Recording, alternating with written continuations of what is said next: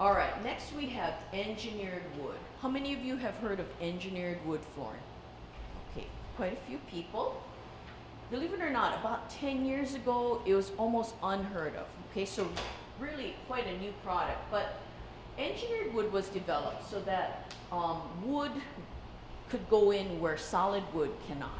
Like, for example, the National Wood Flooring Association that writes the Bible on wood flooring installation, we follow all their guidelines.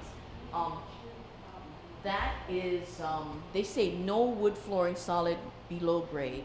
So, you know, on the main line you have a lot of basement spaces that folks like to fix up really nice.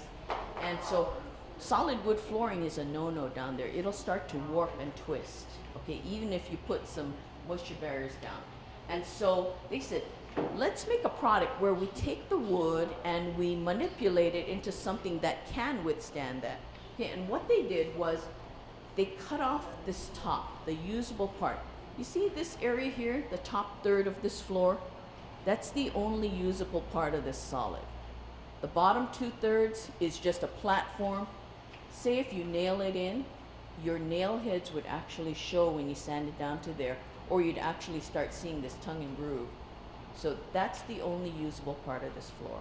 Okay? So they cut it off and they installed it onto ply layers, okay, plywood. That's this here. Okay? So you have the actual wood on top, and then down below we have a 9-ply Baltic birch. Okay? So why is this more stable, won't warp and twist? Because on the bottom here you have 9 slices of wood, and then every other layer is crisscrossed. Okay? So it still wants to move, it's still wood, but every other layer is going the opposite way, fighting one another.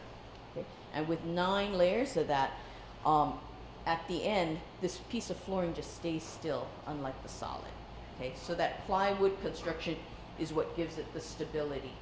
Okay?